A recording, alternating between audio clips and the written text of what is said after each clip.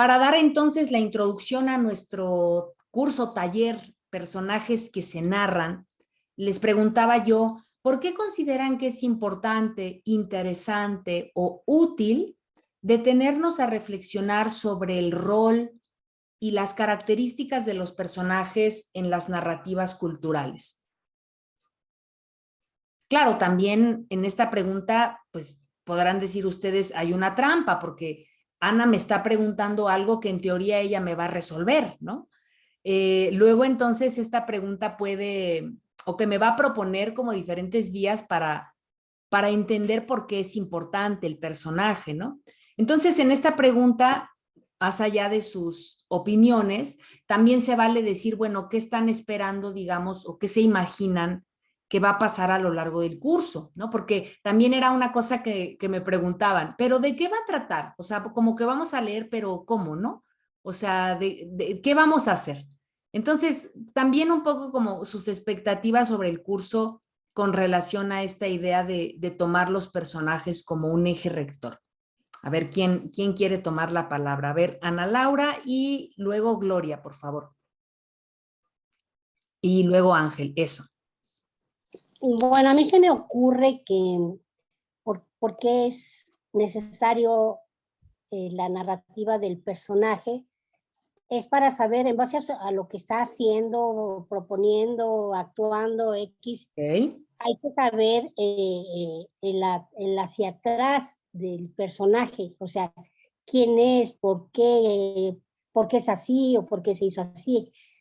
Pues como ejemplo es la película de Maléfica, ¿no? Que la tenemos, por ejemplo, a Maléfica como Como la un mala. personaje, exacto, un personaje malvado. Claro. Y ya en la película realmente se narra quién era Maléfica, por qué era, por qué actuó como actuó, por qué la causa, el motivo, o sea, ahí viene la narración de Maléfica, no necesariamente de la princesa que con el beso del amor Sí, la profundo bella iba a... durmiente, ¿no? Que la despierta el príncipe. No era la historia de la Bella Durmiente, ¿no? O cómo iba a despertar, sino básicamente la película se trata en cuanto a al personaje de Maléfica, porque es necesario la narrativa del personaje. Eso es lo Ok. que... Voy a ir para orden propio y también para compartirlo, ¿no? Como resultado de estas sesiones, armando estos mapitas que ustedes ya conocen. La primera respuesta es entonces, porque mediante, vamos a decir, la biografía, es decir, la narración de la vida del personaje, se comprende su actuar, ¿no? ¿Por Así qué es. es importante, no? Porque siempre, entre comillas, importante lo que para unos lo es, para otras no, ¿no? Pero, en efecto, cuando sabemos más de la persona, y siempre pasa, ¿no? Pongámoslo en un contexto cotidiano, ay, a mí me cae re mal aquella señora de dos ojos, no sé qué, ¿no? Y entonces hasta que pude hablar con ella, entiendo por qué parece que su ceño siempre está fruncido, parece que es gruñona, y no era, ¿no? O sea, siempre nos anticipamos en nuestros prejuicios a hacerle una historia a la gente. Y solamente hasta que nos enteramos quizá un poco más de su línea cronológica, de sus experiencias, de sus vivencias, nos quitamos esos prejuicios, ¿no? Muy bien. Ok. A ver, era Gloria, Ángel y Eli. Bueno, a mí me parece, buenas tardes a todas y a Ángel. Me parece que también nos habla de no solamente de la historia y del mismo personaje, sino lo que hay atrás de ese personaje, por ejemplo, en Crimen y Castigo. Realmente lo que está describiendo, bueno, de fondo, es que el cuate que finalmente termina confesando su crimen, tenía problemas muy fuertes psiquiátricos o más bien de desequilibrios en sus procesos mentales. yo me imaginaba que también íbamos a hablar acerca de quién escribe. Y yo me emocioné mucho por el tema de Octavio Paz y Elena Garro. Sí, Pero bueno, no, ya ahora veo que es otra cosa. Pero bueno, pues también me encanta, ¿no? Porque además hay muchos, muchos, muchos textos que son autobiográficos, muchas novelas que claro, son autobiográficas. Por ejemplo, el caso de Isabel Allende, ¿no? Que sí, muchas de sus novelas son autobiográficas. claro. Eso es lo que yo puedo compartir. Gracias. No, gracias a ti. Sí tocaremos en cierta medida este asunto de quién crea los personajes, porque claro, de los y las autoras de las que tomemos algunos textos, pues nos vamos a enterar de su biografía, como lo hicimos pensando un poco en la experiencia de los espacios literarios, ¿no? Si yo entiendo la circunstancia de vida del Portugal que le tocó vivir a José Saramago, el texto El embargo me resulta otra cosa, ¿no? Y también, como bien apuntabas tú, tenemos a un personaje latente, explícito o implícito en las narrativas, que es justamente el narrador, el autor o la autora, quién crea los personajes, ¿no? Cómo hay toda una carga epocal, vivencial, sensitiva, que hace que quien escribe vacíe parte de su ser en el personaje que está creando y que cuando hace una narrativa ficticia o verdadera a nivel de autobiografía, por ejemplo, en el caso de José Saramago, está su texto, bueno, habría dos ejemplos, ¿no? Para clarificar esto que decía Gloria. Están las pequeñas memorias, que es un texto muy cortito, a manera como de flashazos de recuerdos que él tiene cuando vivía en Aciñaga, sus abuelos, ¿no? Por eso le llama las pequeñas memorias. Y hay otra naturaleza, digamos, de textos también de corte autobiográfico, como en el caso de Saramago podrían ser los cuadernos de Lanzarote. Es que, bueno, siempre uso a Saramago porque pues lo conozco mucho, que son textos que él iba escribiendo en su día a día, eran como sus diarios, cosas que le pasaban, que si recibió un mail, que si se escapó su perro de la casa, que si riñó con Pilar, ¿no? Por alguna situación, que si se enteró del fallecimiento de un amigo, y cómo todo eso lo podemos ir aparejando con fechas de él está escribiendo su diario en este momento y qué obra está en este momento publicándose, ¿no? Y pienso también, más recientemente publicado, justo el cuaderno del año del Nobel, que es como un extracto de los textos de Lanzarote, que bueno, son Lanzarote porque es la ciudad donde él vivió, ¿no? Y que justamente este cuaderno del año del Nobel narra pues qué vivió todo ese año en el que se enteró que había sido galardonado con este reconocimiento, ¿no? Entonces, bueno, claro, ¿quién crea los personajes? Está este yo, que puede ser el yo narrador, que no necesariamente es el yo autor, ¿no? Muchas veces pienso, por ejemplo, en el caso de 6 personajes en busca de un autor, de Luigi Pirandello, este italiano de Sicilia. Él crea una obra de teatro en la que, imagínense, los personajes de repente se dan cuenta que están en el escenario, están actuando y no saben quién los hizo. Entonces empiezan como locos a preguntarse, bueno, pero ¿quién me dio este nombre y quién creó esta trama y por qué estamos todo el mundo junto aquí, ¿no? Entonces ahí quien está escribiendo, quien crea esa ficción es Pirandello, pero quien está narrando a la misma vez que descubre quién hizo la creación de los personajes son los propios personajes, ¿no? Como un Pirandello desdoblado en esas figuras. O lo que pasa con Fernando Pessoa y los heterónimos, ¿no? Fernando Pessoa era uno, pero él escribía, no se sabe si por un tema psiquiátrico o no, bajo varios seudónimos. Bernardo Suárez, no sé qué, Alberto Caeiro, y cada uno tiene su personalidad y sus problemas y sus temas y sus intereses Entonces, claro, sí vamos a tocar un poquito ese tema de quién crea los personajes y por supuesto conocerlos nos sirve para tener un trasfondo de la historia, de la memoria de quien está creando y también para preguntarnos quién es ese yo, que de aquí vamos a partir en esta primera sesión. ¿Quién es ese yo que escribe, que crea? ¿Quién es ese yo que narra? Pero también, ¿quién es ese yo que recibe? Porque estarán de acuerdo conmigo o no, no lo sé, también se vale, que las cosas que nos gustan, las cosas que nos interesan y nos apasionan, es porque nos hacen clic de alguna manera. A lo mejor no en un sentido positivo de, ay, es que, ¿no? Me gusta porque me emociona en el buen sentido.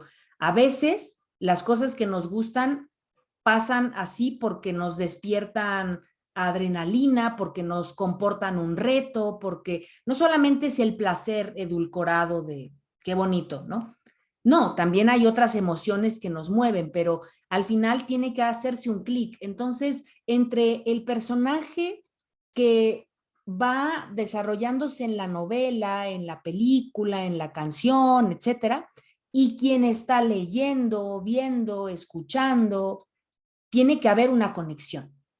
O también existir una especie como de riña o de antagonismo que dices, ¡ay, cómo me choca! O sea, pero es un villano, ¿no? O es una villana o un personaje con el que no te identificas positivamente, pero que te parece que es fabuloso en su manera justamente de construir esas circunstancias difíciles que le ponen la sal y la pimienta a la historia. Entonces, vamos a ir viendo eso, ¿no? Cómo desde nuestros afectos y desde nuestra vida estamos siempre relacionándonos con los personajes de las historias que nos cuentan. Cuando alguien nos dice, oye, te tengo un chisme, es que la vecina del 8, no sé qué, ahí hay una trama, ¿no?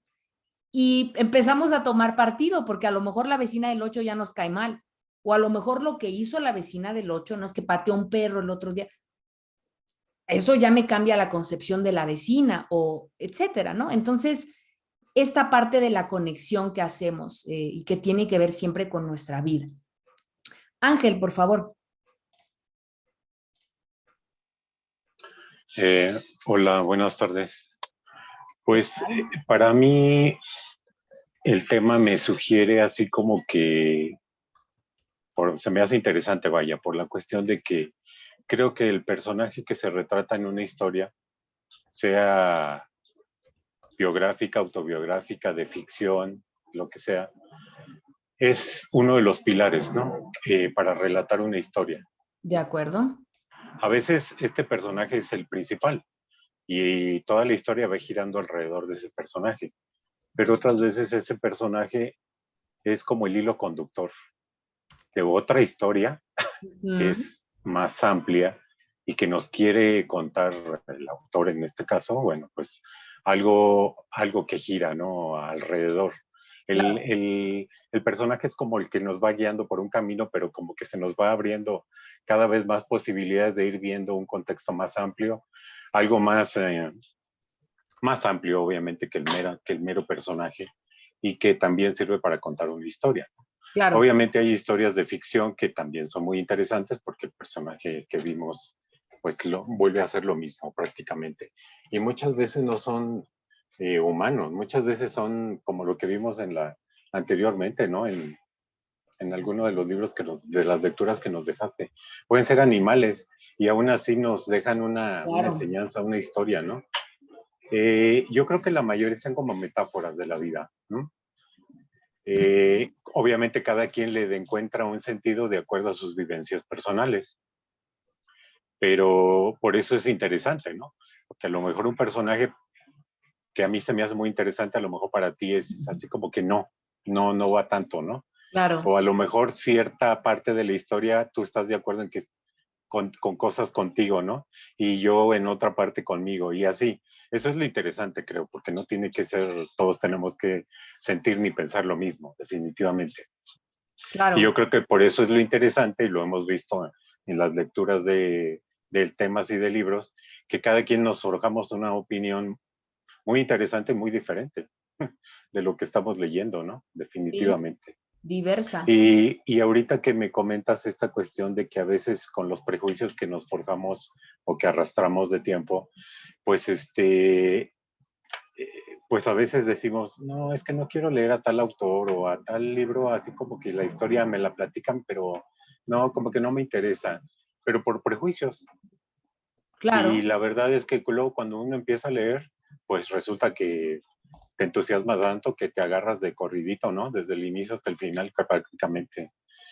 Y a mí me pasó, por ejemplo, eso con un libro de Jane Austen, mm, que, que me acuerdo mucho, uno de los más famosos de ella, que se llama Orgullo y Prejuicio. Yo sí, había visto la película y les había comentado a algunos de mi familia y me dijeron, no, es que ese personaje, el personaje masculino de la novela, a nadie le gustó. Para todos fue un personaje odioso, ¿no? ajá, Pero, pero yo me puse a leer la novela y la verdad, o sea, me gustó mucho la historia.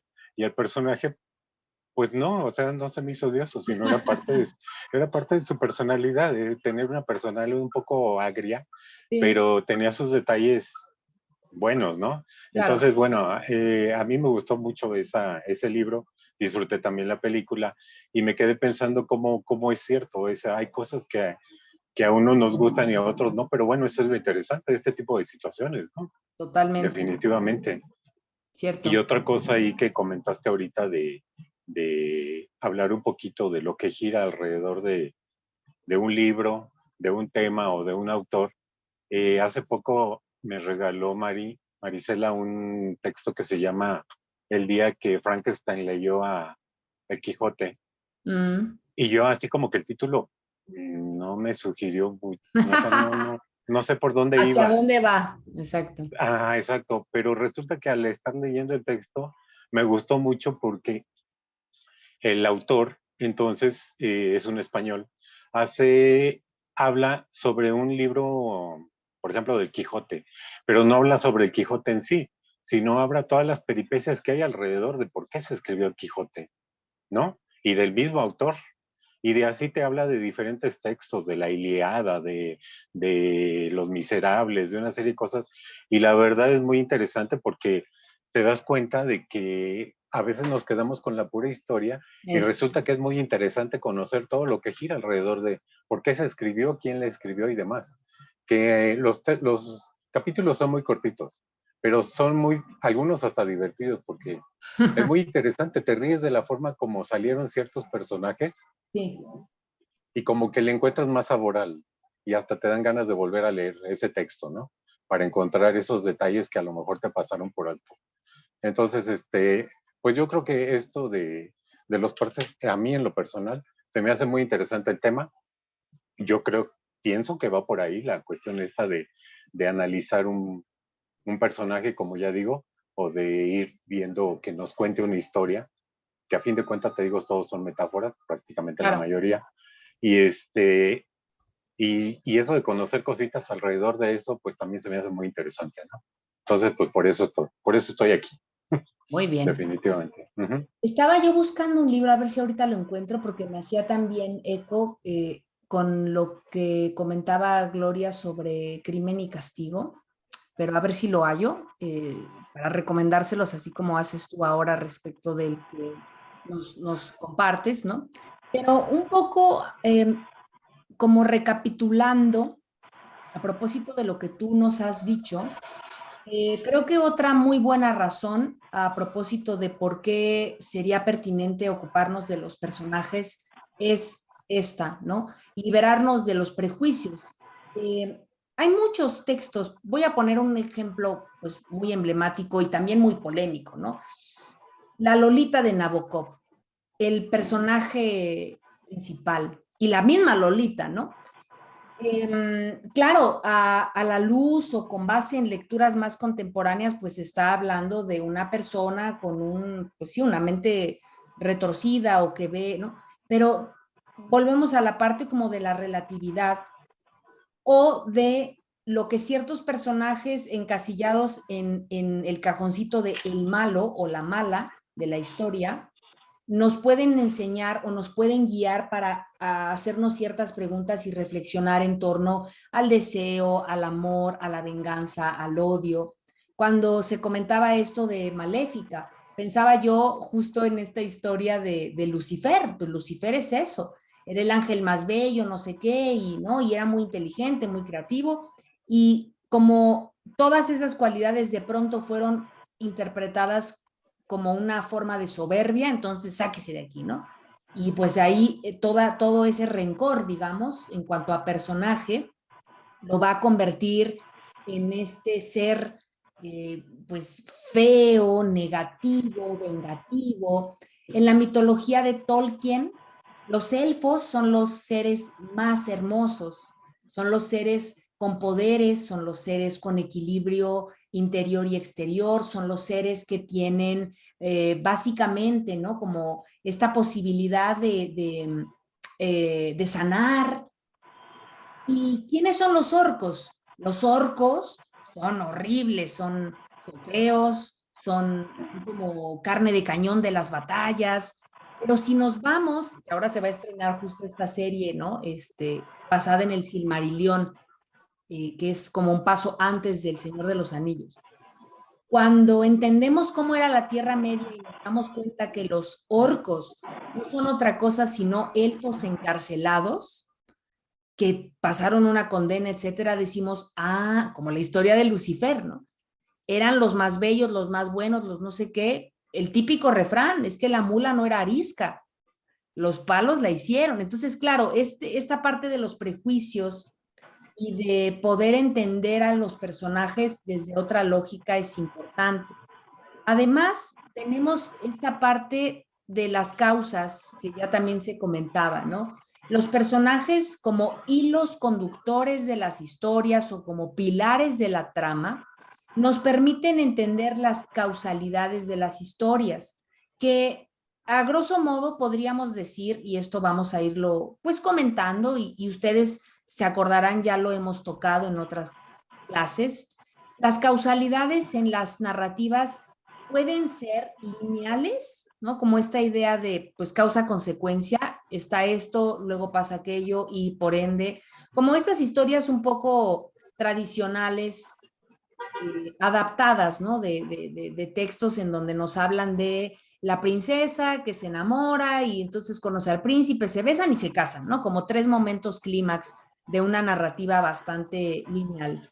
Y están las nuevas formas de narrativa. Ay, voy a cerrar aquí tu micro, Ángel, que se oye un poquito de estática. Listo.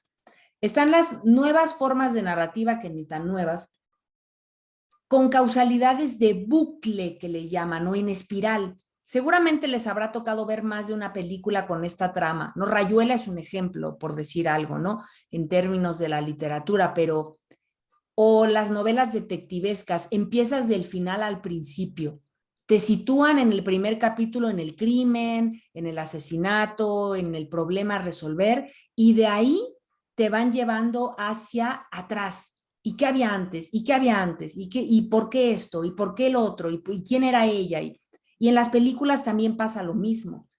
En las series, pienso en esta serie alemana de Dark o la película del efecto mariposa, cómo todo es recursivo. ¿Está pasando esto? ¿Por qué? ¿No? Y se regresa el personaje como a querer cambiarlo. O en las comedias también, esta famosísima de Este cuerpo no es mío con Rob Schneider, ¿no?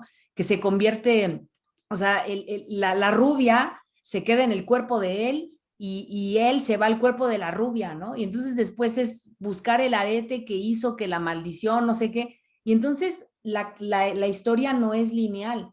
Vamos como de atrás para adelante, de un lado para el otro, ¿no? Y esto mismo me parece ha dado oportunidad a que se vaya generando un léxico cada vez más variado para hablar de las características de los personajes. En las novelas, por ejemplo, las novelas de Televisa, ¿no? No solo las novelas narrativas, o una obra de teatro.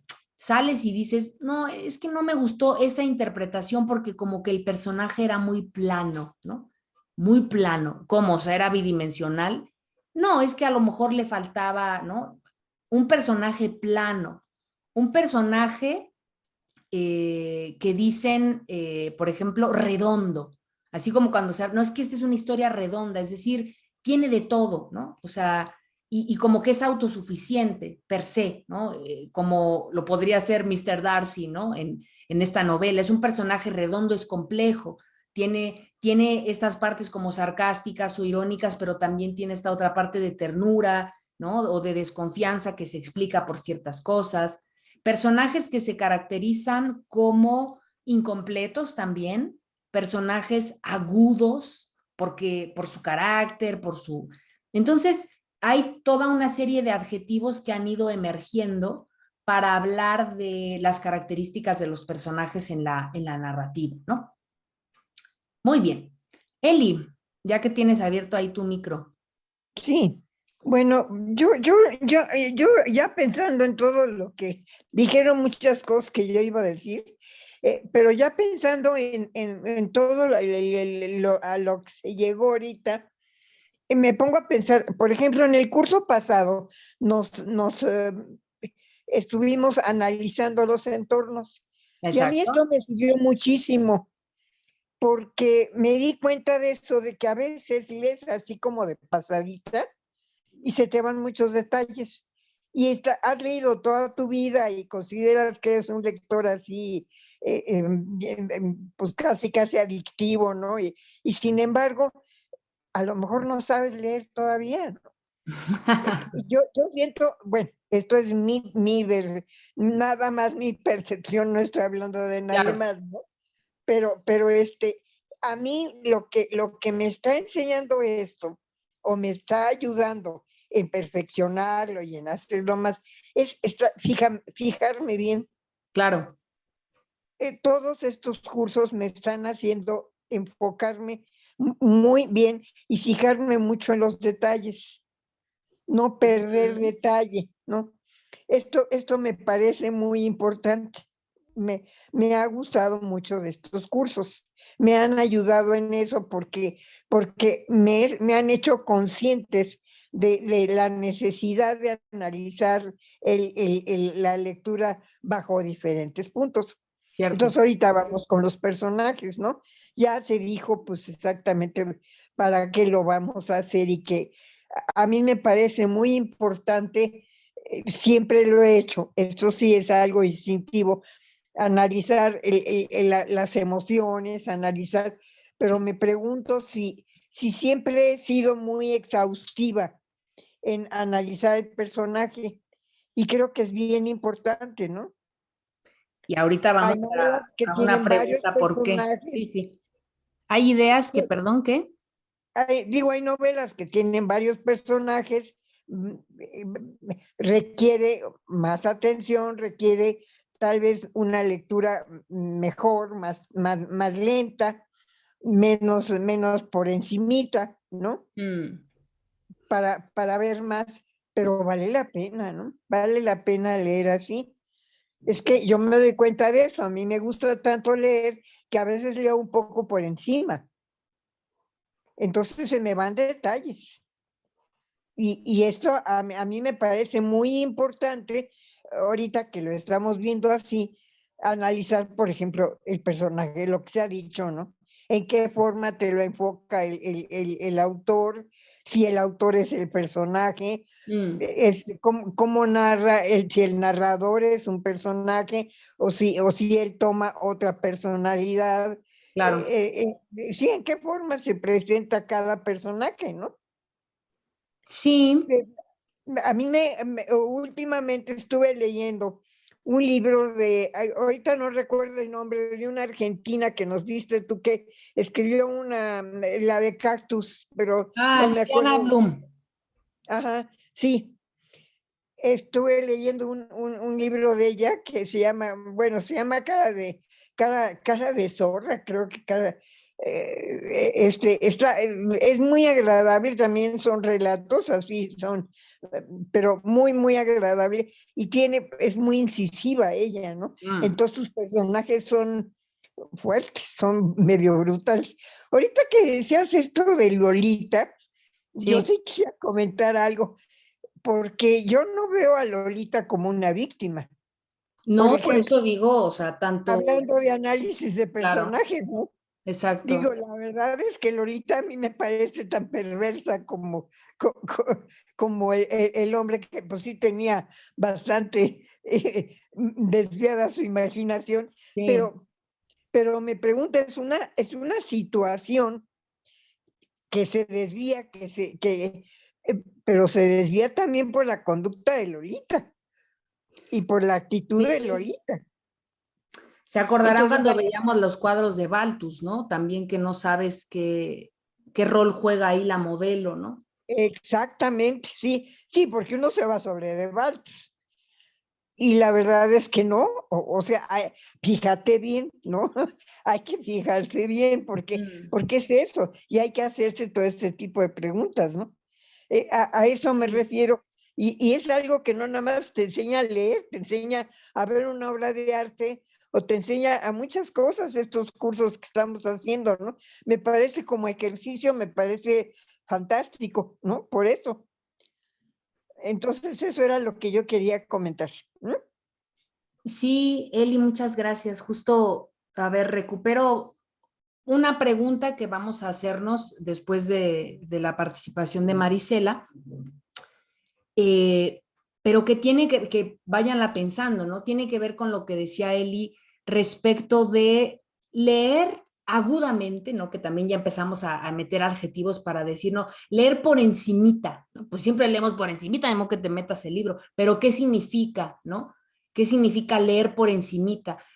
¿Es necesariamente malo? Yo soy partidaria, ¿no? Yo si algo me ha enseñado, siempre digo, ¿no? La maestría lo que me enseñó es a ser una visitante de museos muy rebelde, ¿no? O sea, se esperaría que a lo mejor pues vas con todo el tiempo y te tardas un montón. No, yo creo que si algo te enseñan las especializaciones es a ser cada vez más selectiva.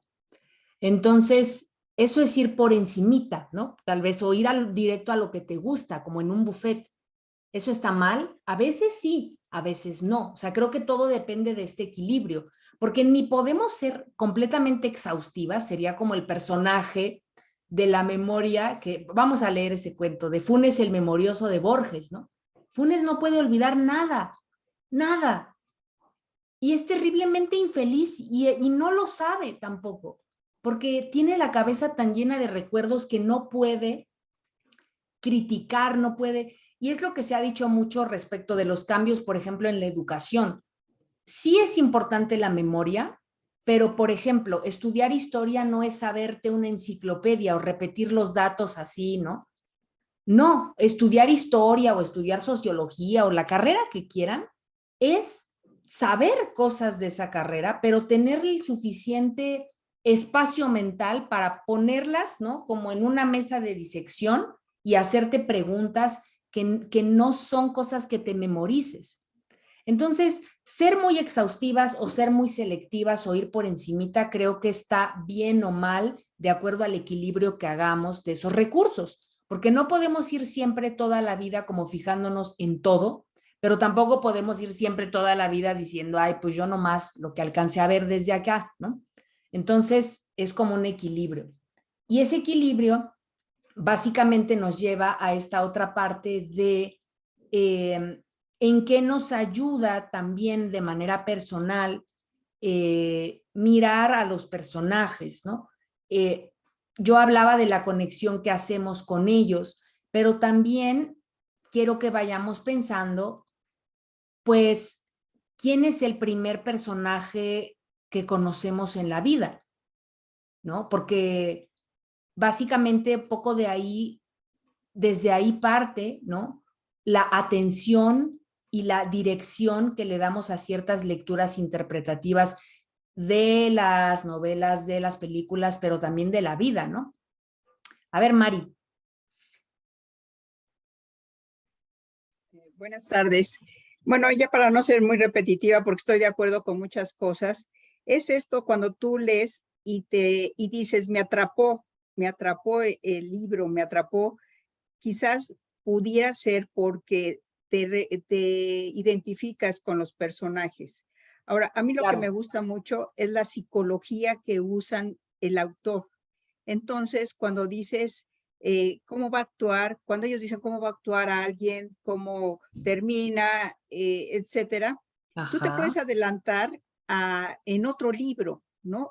Captas esa psicología, ese actuar, cómo se fue desarrollando la historia, y entonces cuando lees otro libro, me recuerda a Ujú. este, y entonces puedes adelantarte.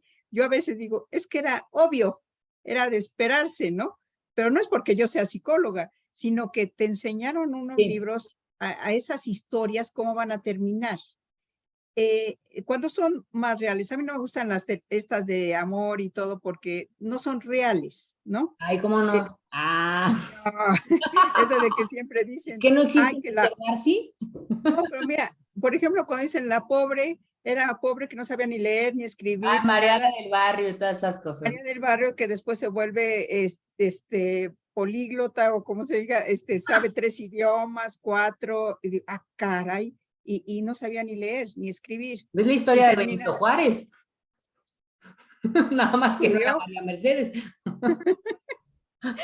Entonces, pero sí, es de alguna manera, estas cosas que no te llevan a una realidad, en lo personal a mí no Ándale. me agradan, son muy rosas, podríamos decir, pero las que te enseñan la psicología, a mí me gusta mucho, mucho. Puedes adelantarte a otras cosas. Ok, aquí hay dos aspectos importantes, uno que nos liga todavía con lo que comentaba Eli, ¿no? La psicología del personaje y la mitificación del personaje también. Se decía, bueno, comenta Marisela, a mí me interesa mucho como esta parte interna, ¿no? Del pensamiento del personaje y siento que conforme más leo o veo cosas que se enfocan en eso, cuando voy hacia otras, tengo la capacidad de intuir, de adelantarme. Y lo bueno y sorpresivo que es cuando nos encontramos frente a una trama en donde creemos que va a pasar algo y no pasa, ¿no? Y dices, a ver, aquí hay otra cosa. Y tu cerebro aprende otras rutas, como cuando caminamos por la ciudad y tú dices, yo siempre llego a la escuela atravesando este callejón, está cerrado, y luego de aquí, ¿no? Entonces empiezas a buscar otras maneras de llegar. Eso también nos lo enseña la parte de la construcción de las narrativas, no solo la literatura, porque reitero, la construcción de las narrativas puede ser oral, puede ser visual, puede ser sonora.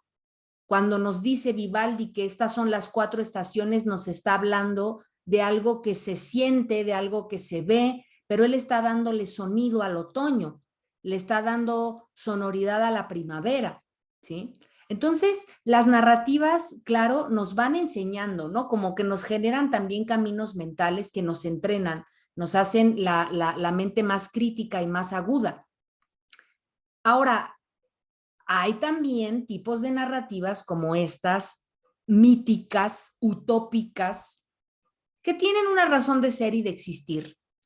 Pensemos en la Utopía de Tomás Moro o en la Ciudad del Sol de Tommaso de Campanella.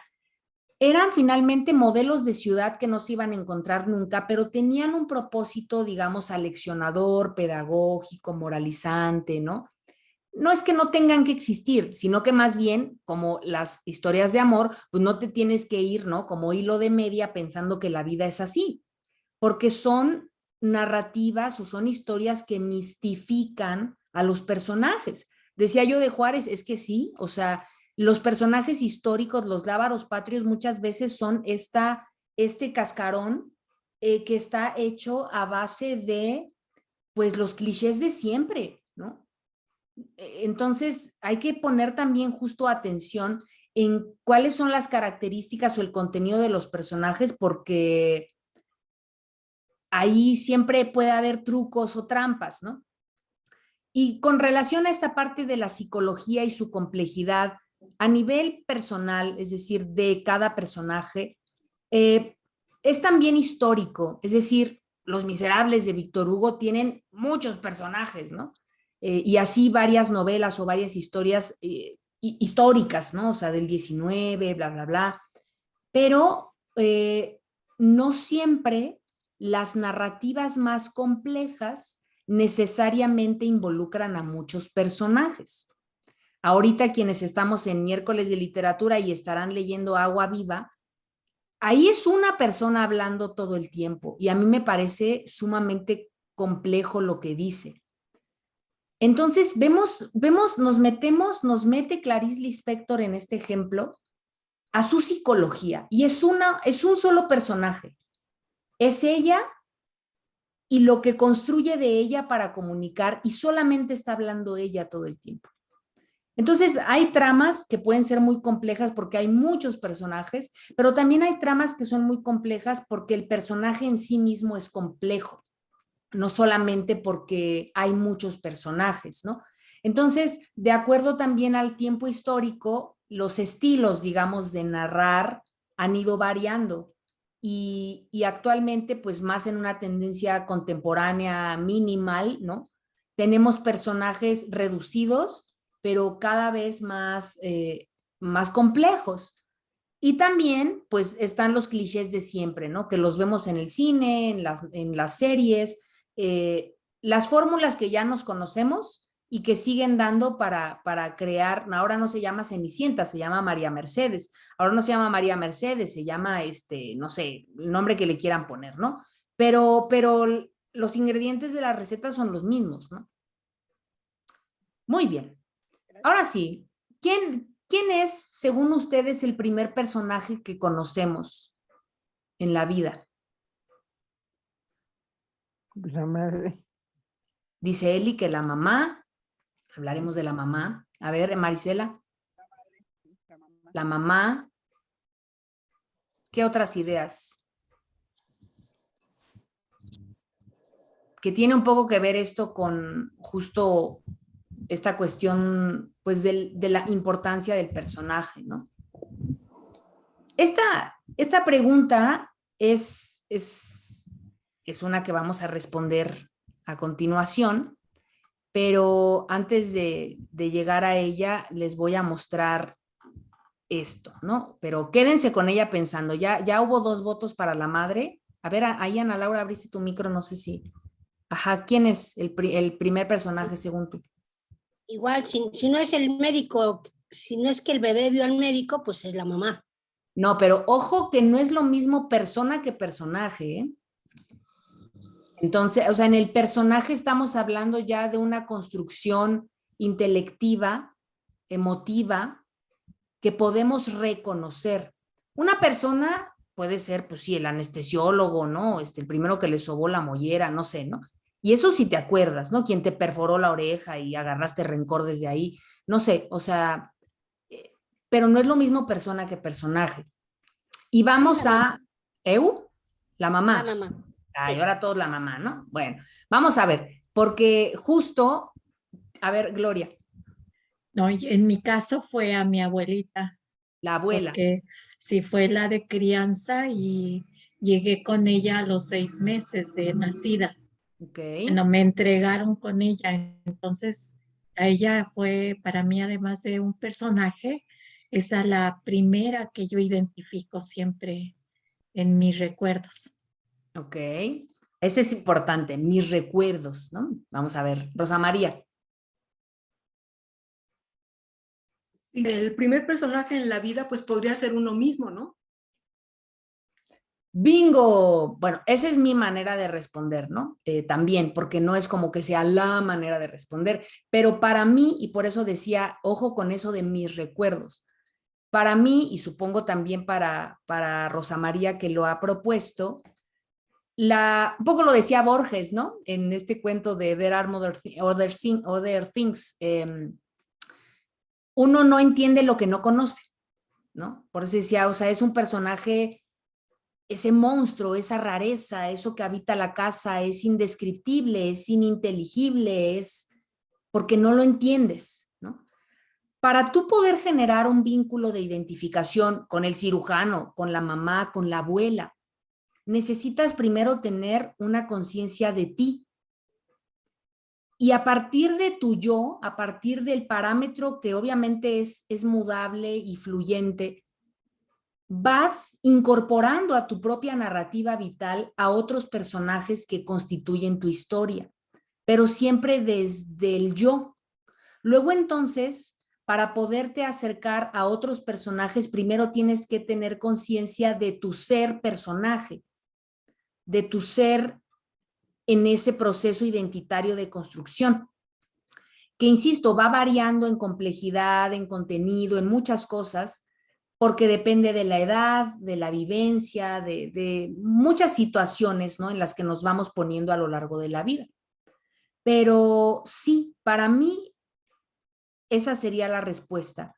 El primer personaje que conocemos, del cual empezamos a tomar conciencia y que se convierte en un parámetro del mundo, pues soy yo, ¿no? Eso no implica que hacemos un relato solipsista de la existencia, ¿no? Dice un colega mío de la UACM, podremos ser una monada, pero nunca una mónada, ¿no? O sea, nunca estamos solas o en solitario. No obstante, siempre somos el punto de partida. De ahí el tema del prejuicio, de ahí el tema de la experiencia. Entonces, el primer personaje es uno, ¿no? O sea, y de ahí se van generando tramas, redes, ideas, ¿no? Colectividades. Sí, Ángel. No. Bueno, es que ahorita con lo que comentas de este yo, me recordó a un libro que leí hace muchos años, estaba en la universidad y se llamaba Masculinidad. Y lo que me llamó la atención de ese libro es de que el autor, bueno, el personaje principal, que era un hombre, se describe como tal, pero desde que está en el inútero, ¿no? Él se describe como hombre porque dice que desde entonces él ya sentía esa fuerza como vital, esa agresividad. Él decía que pateaba con sus pies dentro de la mamá, pero como hombre, describe así como tal. Y le causaba dolor a la mamá por esta cuestión de que se movía y empujaba los brazos y las piernas, pero él hacía como una expresión de sentirse ya hombre, ¿no? En Masculino. esa virilidad, ¿no? Sí, exactamente. Y me llamó la atención ese libro porque describía esas circunstancias desde que está inútero, ¿no? Pues tocando, pues yo creo que nadie, salvo que te hagan un psicoanálisis, o que te hipnoticen, sabrías a lo mejor eso, ¿no? Pero a Pues, mí me llamó la atención eso, y ahorita que comentas esta situación de tomar del personaje, que pues sí, viéndolo así como lo estás mostrando, pues sí, en realidad el primero somos cada quien en ese, prácticamente desde el momento en que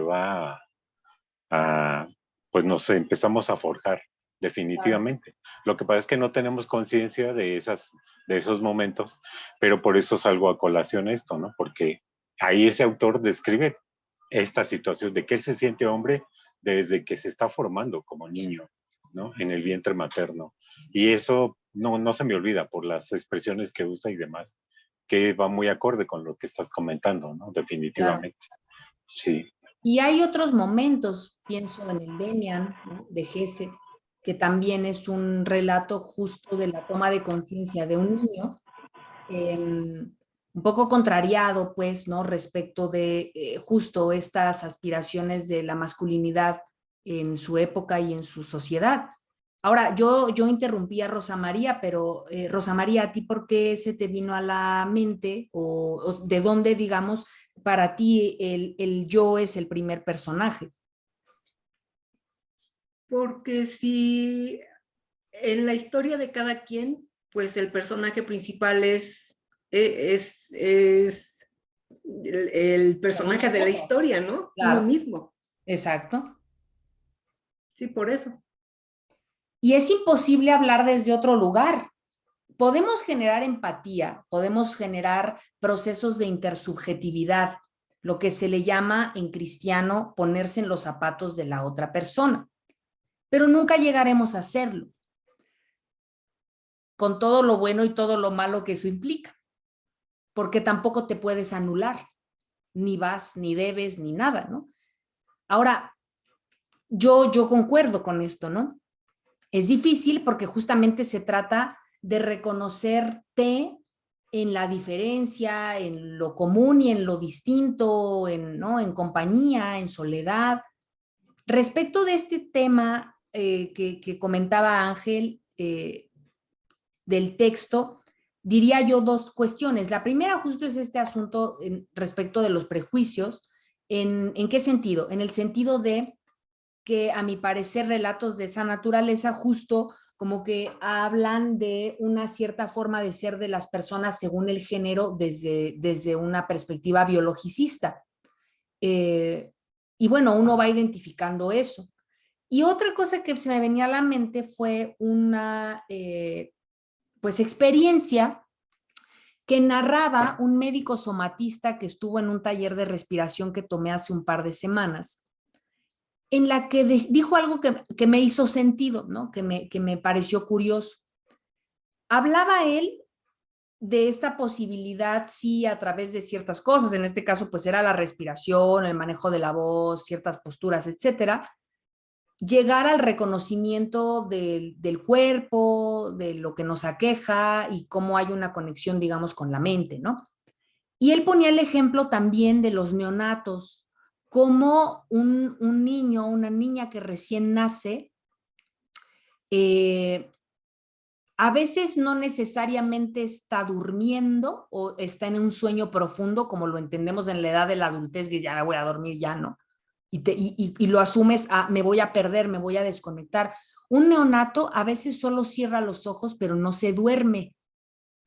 Y sin embargo, la sociedad en su entorno, cuando ese niño o esa niña cerró los ojos, inmediatamente empieza a tomar actitudes como apagar la luz, hablar más bajito, tomar distancia, porque ya asumimos que ese es el momento de la desconexión y lo vemos desde nuestra experiencia y entonces decimos, ese niño o esa niña lo hace así.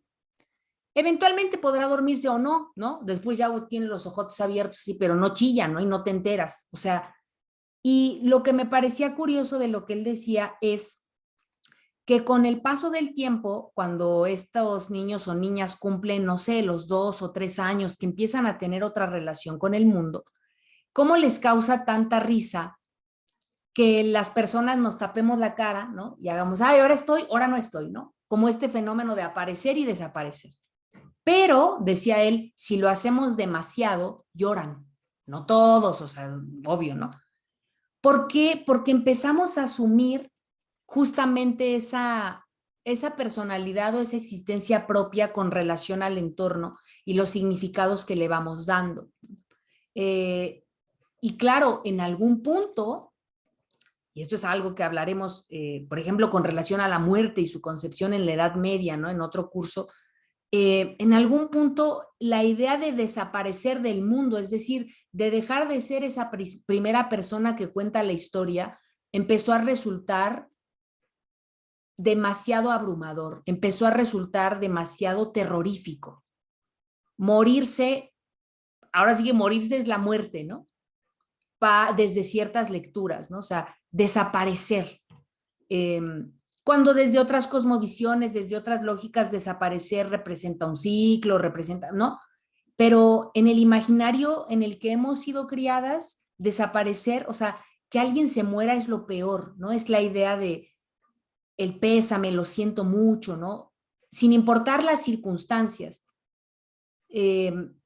o quién sabe, ¿no? Pero es esta cuestión, ¿no? Justamente de cómo vamos generando nuestras propias narrativas desde una experiencia que efectivamente tal vez no podemos recordar ahora, pero tal vez ese niño o esa niña de 3 años todavía era capaz de recordar a ese neonato, ¿no? Que si cerraba los ojos estaba en paz.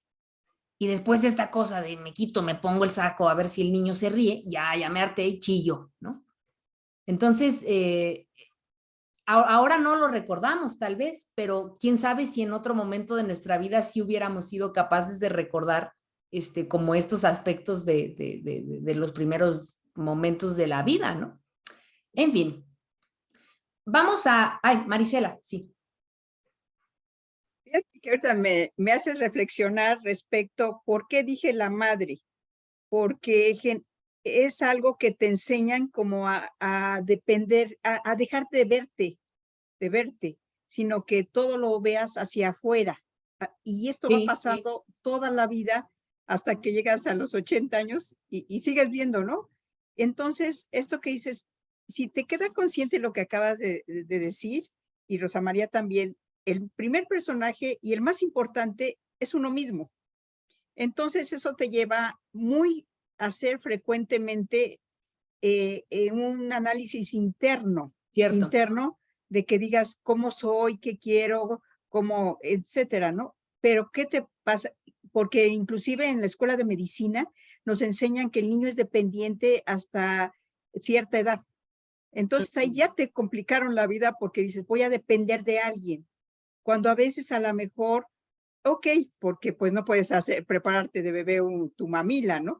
Pero cervecita, ¿no? tiene que ser consciente de que debes de estar Sí. siempre contigo mismo, ¿no? Hacerte análisis, decir qué pasa aquí, cómo soy, voy bien, voy mal, etcétera. Es muy interesante, ¿no? La reflexión que acaban de hacer. Gracias. Sí. A mí también me lo pareció. Quizá era una respuesta que yo antes daba de manera muy automática, pero con el tiempo la he reflexionado más. Hay una corriente específica de la filosofía del siglo pasado, la fenomenología, que me interesó mucho en algún tiempo y que justamente habla del yo, por ponerlo de nuevo en palabras más llanas, ¿no? Porque Edmund Husserl, este alemán, fue el, digamos, como el que inicia con esto, pero se extiende y con el exilio español en México, por ejemplo, llegan personajes como José Ortega y Gasset, que decía, yo soy yo y mi circunstancia, ¿no? Básicamente de eso va la fenomenología, del ego, del yo. Pero ese yo no está aislado, volvemos a lo mismo, porque claro, te dicen, vas a ser dependiente, y es cierto, pero otra cosa que veíamos en este curso y que es muy, muy cierto, es que decíamos, cómo los recién nacidos chillan a un volumen, o sea, cómo tienen un manejo de la voz, y no están roncos, ¿eh? O sea, pueden chillar meses en ese tono, o sea, no están roncos, no se cansan, y cuando llegamos a una etapa de mayor conciencia, que diría yo conciencia social, no conciencia personal, porque la conciencia del yo y de tu cuerpo es muy temprana, ¿no? Pero esta conciencia social de los prejuicios que nos rodean, a veces llorar es doloroso y decíamos, ¿por qué te duele llorar? Porque te aguantas. O sea, porque haces todo lo posible por no llorar. O sea, estás reprimiendo, en realidad lo que te duele es la represión, no el llanto. Y ese infante que sí que depende de alguien más, en realidad, en principio, siempre va a depender de sí mismo. ¿Por qué? Porque si no tuviera esa capacidad extraordinaria corporal de llorar como llora, o los gatitos de maullar como maullan cuando están en peligro, no podrían atenderles las necesidades que tienen, sea la madre o sea quien sea. Entonces, claro, o sea, siguen dependiendo de una capacidad propia de expresión para llamar la atención sobre lo que quieren, sobre lo que necesitan, ¿no? Sobre lo que les aqueja.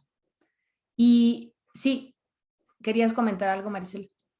Lo que pasa es de que la vida, los padres y todo te van enseñando a anular esto.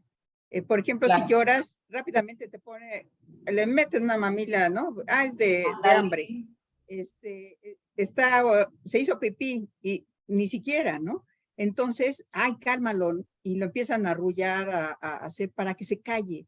Entonces, yo creo que falta entender este lenguaje de los bebés y decir, bueno, que lloren porque también llorar fortalece los pulmones. Claro. Sin embargo, es la cultura que tiene uno de ciertas cosas. El respirar, te mal enseñan a respirar, van cambiando esa respiración. Los bebés respiran con el abdomen y los adultos expanda el pecho, ¿no? Eso está mal. Debemos de seguir respirando como los bebés con el abdomen, ¿no? Sí. Inhalas y lo expandes. No es aquí, después, exacto, es desde abajo. Exactamente. Entonces vas haciendo los padres por ignorancia, porque no lo que sea, vas cambiando algunas cosas que son naturales de los hijos de los bebés. Y que podemos observar claramente si tenemos un perro como yo aquí, ¿no? Yo siempre que está todo tapado, digo, a ver si no se ha muerto, alzo la cobija y veo cómo respira, ¿no? Y eso lo vamos perdiendo, en efecto, por muchas cosas, la postura, no sé qué, y también por ciertas exigencias. Cuando algo negativo o algo que no esperábamos pasa y te respira, ¿no? Y te des como, inhala, exhala. No, no, no, o sea, esta colega que daba el curso decía, es que tú no necesitas inhalar de manera consciente, o sea, el aire entra. En realidad lo que tú tienes que hacer para purificarte, digamos, de eso, es aprender a exhalar en diferentes tiempos. Eso es lo que realmente te calma, o sea, como retirar todo el aire residual para permitir que entre algo nuevo a tu cuerpo, ¿no? Pero aquí ya estamos poniéndonos muy, muy amor y paz, pero todo esto tiene que ver con aspectos de los relatos, de cómo nos los contamos, de partes filosóficas, etcétera, ¿no? Y ya antes de darle la palabra a Sofía, que justo iba a aludir a ella desde la cuestión psicoanalítica, pues sí, el yo, ¿no? El yo y su circunstancia y tal, y la importancia o la necesidad de hacerlo presente en una cultura en donde, en función del género, en función de las actitudes, te dicen, no, si vas a llorar o si estás de jeta, vete, ¿no? O sea, que no te vean, ¿no? Cara de palo, ¿no? O las personas que tienen ciertos problemas, ¿no? El síndrome de Tourette, etcétera. Me tocó la otra vez una persona así en la fila en el IMSS y era penoso ver cómo las personas no tenemos la educación para respetar ciertas cosas, ¿no? O sea, nos parece tan llamativo que miramos, lo cual no me parece mal, pero miramos de ciertas formas, ¿no? Incisivas, gregarias, ¿no? Como, ay, o sea, hasta me hago más para adelante, no vaya a ser que porque tiene el síndrome de Tourette también tenga COVID, ¿no? O sea, no sé, ¿no? En estas culturas nos vamos educando, principalmente en el caso de las mujeres, por ejemplo, a anularte. Primero, pues es el esposo o era el padre, luego es el esposo, luego es el hijo, luego como abuela es el nieto, y bueno, ¿y tú qué onda, no? ¿O a qué hora? O pues nunca, ¿no? O sea, en fin. Finalmente, ya para darte la palabra, Sofía, esto que de pronto se dice así y que es cierto, ¿no? La importancia de escucharnos y de hacernos conscientes de quiénes somos, creo que de pronto se ha convertido también en una ruta un tanto para mí mercadotécnica del mindfulness y estas cosas, cuando en realidad es un proceso bien espinoso, o sea, ir a psicoanálisis y estarte oyendo todo el tiempo, no sé si soy yo, a lo mejor para alguien debe ser muy grato, es duro, ¿no? O sea, es como que realmente no son estos libros de Jordi Rosado y, ¿no? Entonces es un trabajo.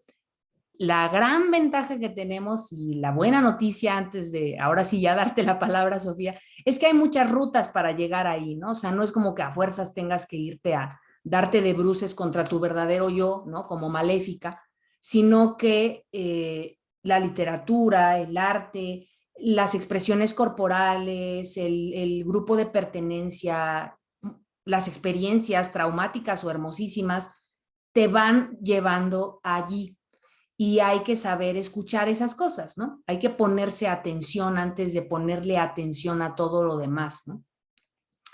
Y eso implica también hacerlo cuando estás leyendo, cuando estás viendo una película. Sí, estoy atenta, pero desde aquí, ¿no? No de allá para acá, ¿no? En fin, Sofía.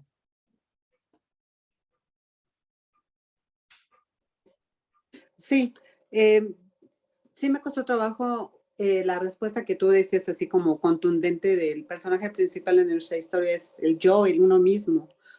A sabiendas de que el yo y el uno mismo y es como, es todo un tejido de muchos yoes, de muchas, pues de toda una historia de personajes que se van, que nos vamos encontrando en la vida y quizá yo creo que sería el yo mismo o el sí mismo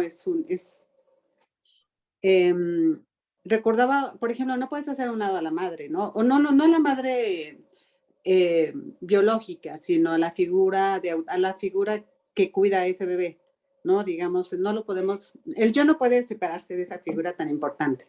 Incluso el niño desde el principio no hay distinción entre el yo y la Mar es todo un complejo, ¿no? Ahí el mundo está así medio caótico. Pero sí me ha costado trabajo esto de decir el yo y el sí mismo. Yo digo que es más bien una conformación, un tejido de muchos yo. Es el ejemplo que tú ponías de Pessoa, de que de repente se veía en el espejo y decía, ¿y este quién es?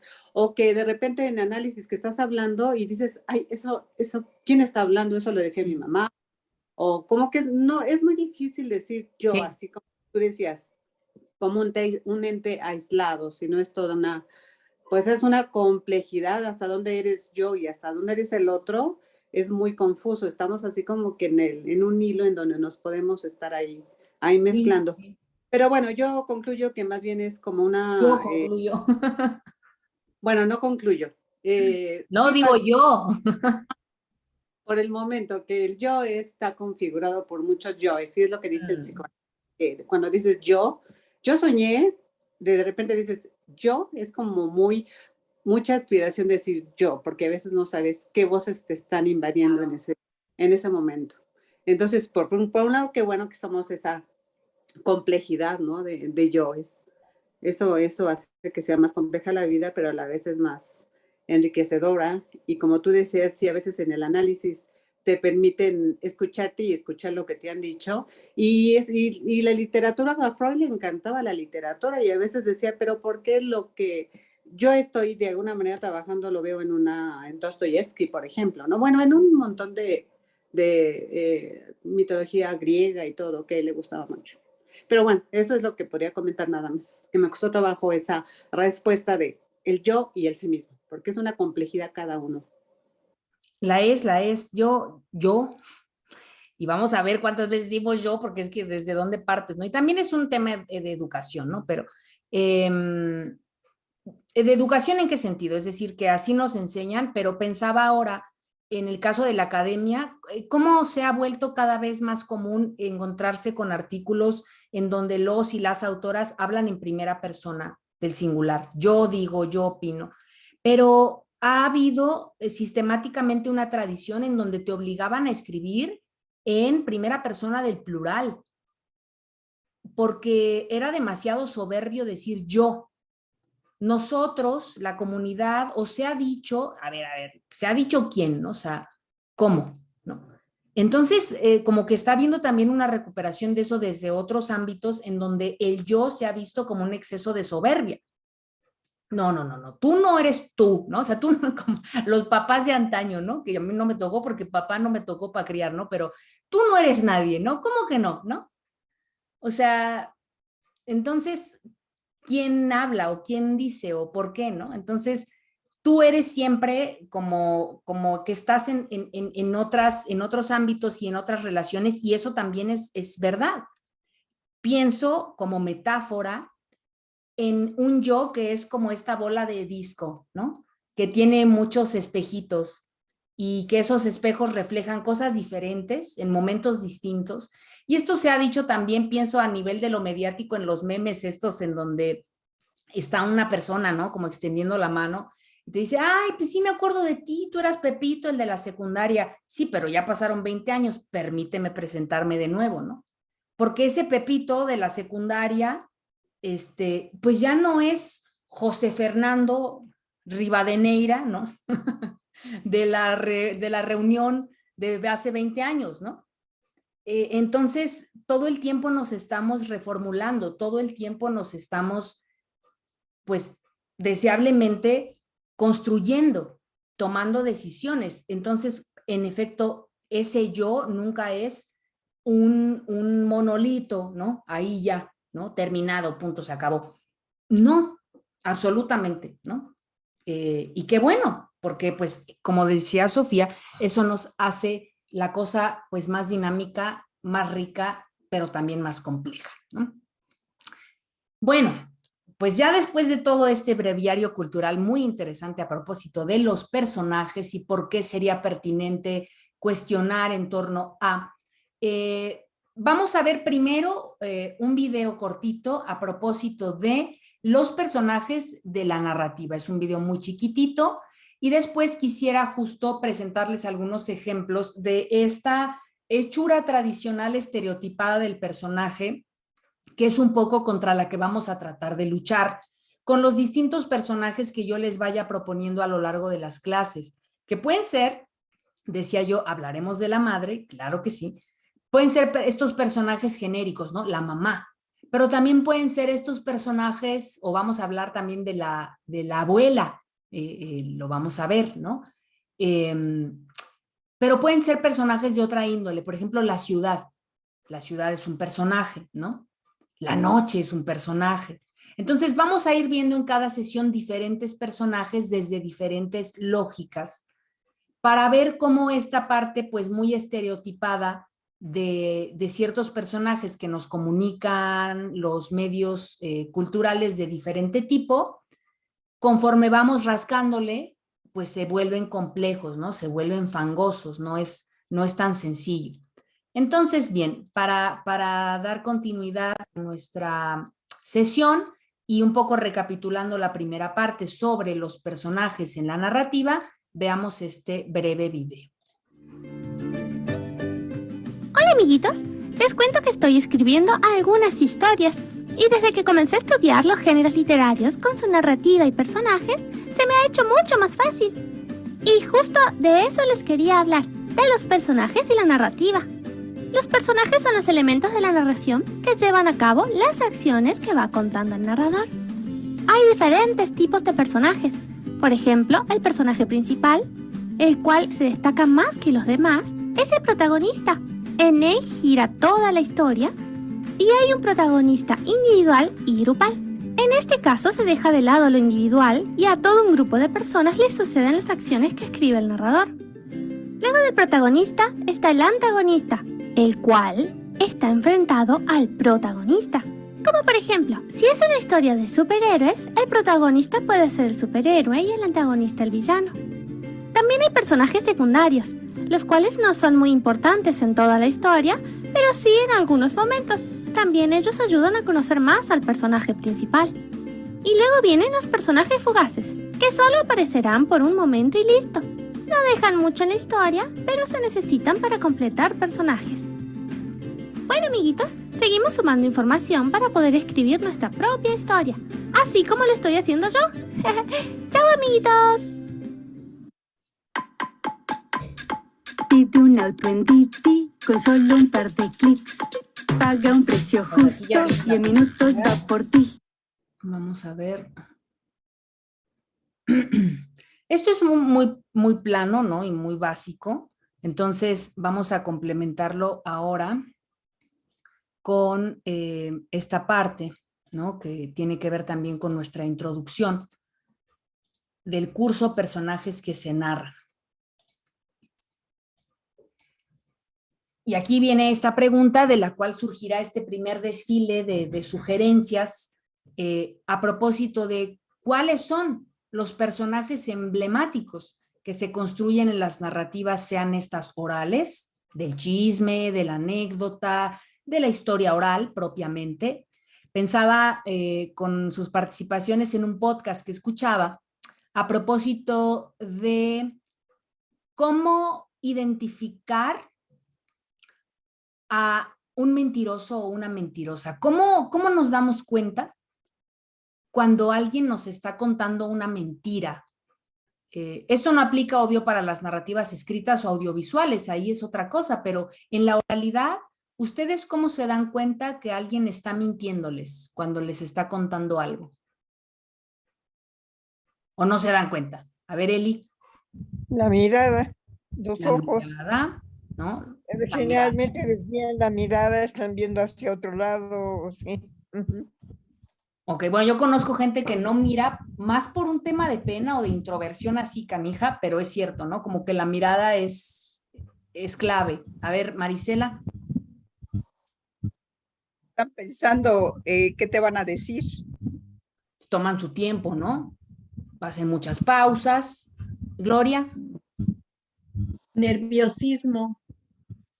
Hay nervio, ¿no? Y eso se expresa también corporalmente, puede ser desde la sudoración o no, o sea, como ciertos tics, ¿no? Empezar a balancearse, etcétera. Ana Laura. También puede ser Ujú.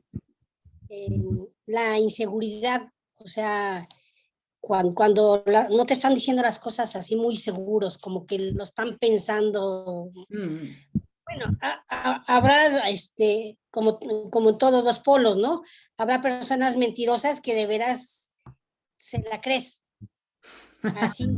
Mis Ah, respetos. sí, de verdad, o sea que la supo hacer. Pero también el otro polo es los que no la saben hacer y denotan todo eso que han dicho los compañeros, ¿no? La inseguridad, el nerviosismo, todo ese tipo de cosas. Pero hay los dos polos, hay los dos. Son dubitativos, ¿no? Además de que se tardan y no sé qué y tal, dudan. A ver, Cristi. Muy exagerados en lo que están diciendo, que no es creíble en un momento dado, ¿no? Gesticulan demasiado, ¿no? Como ya se había mencionado, ¿no? Muy nerviosos, ¿no? Están viendo para todos lados, ¿no? Eso es lo que yo puedo decir. Exacerban el relato en lo corporal, en lo oral. Ángel. Es lo mismo de que hablan de más. Cuando ya conoces a alguien y que te está diciendo algo que no es real, hablan de más. Y dices, ahora sí que me está soltando el choro, ¿no? Cuando pues sabes que eso no es cierto. Ya le Pero bueno. Crema a tus tacos, ya. Exactamente, así es. Ok. Bueno, todo esto, o sea, ahorita voy a recuperar por qué me parecía interesante esto, porque al final las novelas, las obras de teatro, esto que decían, exageran mucho, ¿no? Los primeros actores del teatro o quienes mimos y así, justamente hacen eso, ¿no? O sea, tienen que meter todo su cuerpo y todo su ser para que tú creyeras, ¿no? Que están tristes, que están muy felices, que se asustaron. Hay una exageración. Y además, la mentira implica la construcción de algo que no pasó, que no ha pasado, que no pasará o que no pasó o no pasará de ese modo. Y eso es básicamente lo que hace la literatura, el cine, el arte, ¿no? Son los mentirosos por excelencia de la historia. Son los que dominan la ficción, ¿no? El arte, las humanidades, estos productos, las cosmovisiones, una serpiente en el cielo, un conejo en la luna, ¿no? Claro, si yo me pongo muy purista, digo, no es cierto, pero es que en realidad un relato, sea que nos estén contando algo que aparentemente sucedió o algo que compramos el libro a sabiendas que Star Wars no fue así o que el Tolkien o qué sé yo, ¿no? Pero hacemos un acto de fe, ¿no? Hacemos un acto de fe. Cuando entras al cine es un acto de fe, de creer, de que eso que está pasando es, y entonces te dejas envolver, permites que eso te emocione, etc. Ahora, la mentira, básicamente, que nos puede parecer tan ruin en términos como, pues, de la vida cotidiana, etc., es básicamente la médula de este tipo de expresiones. Y en este podcast, en efecto, comentaban este tipo de cosas, ¿no? ¿Cómo te das cuenta que alguien te está mintiendo? Exagera, duda, tal. Y además, siempre te va a contar la historia en diferentes versiones, porque para el cerebro es mucho más fácil la memoria que la invención. Por eso es un trabajo, ¿no? Si tú estás contando algo que no pasó y te lo tienes que inventar, entonces estás esforzándote de más, por eso te pausas, por eso dudas, por eso... Y en cambio, si dices la verdad, parece más automático, porque solamente recurres a la memoria, no a la invención. ¿Cómo puedes entonces darte cuenta de si un relato que puede parecer completamente verosímil es mentira, ¿no? Un mentiroso experto, ¿cómo lo cachas? Según este experto en el tema, decía que pidiéndole que te cuente la historia de atrás para adelante. O sea, como rebobina el cassette. Si todo lo que te está diciendo la persona realmente sucedió así, pues no va a tener problema como en invertirte solo el orden de los factores. Pero si lo inventó, pues es como cuando te pierdes en una calle llena de callejones, ¿no? ya no sabes por cuál te metiste, ¿no? Y entonces empiezas a meterle más cosas, ¿no? De ahí el tema de la exageración.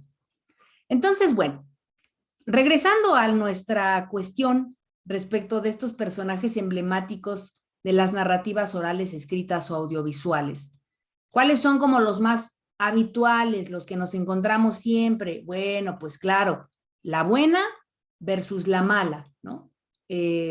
La protagonista contra la antagonista. La buena tiene siempre estas cualidades moralmente positivas y otras que son francamente infantilizadoras, ¿no? Si no es que hasta inhabilitantes, porque son ingenuas, son bondadosas en extremo al grado de la estupidez, ¿no?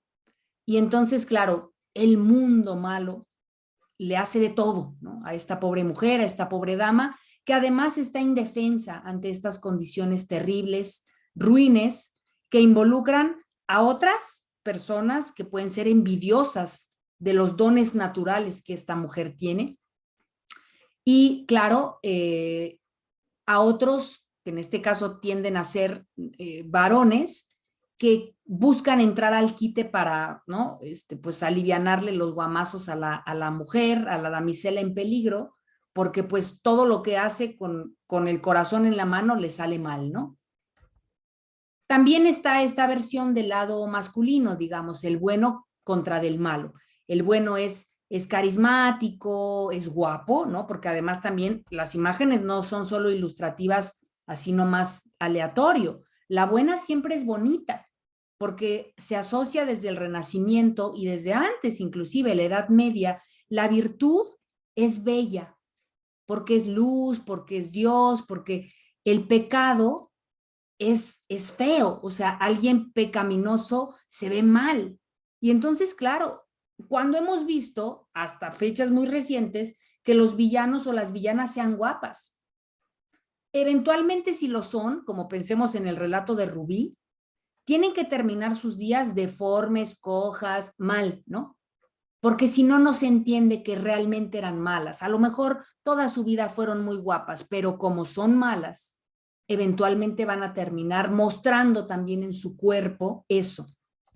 Y entonces, desde muy pronto hemos aprendido a asociar la bondad con la belleza y la maldad con la fealdad. Y eso nos pasa también en cómo se eligen a los personajes, por ejemplo, para el cine. Tenemos al guapo, ¿no? Al guapo bueno, ¿no?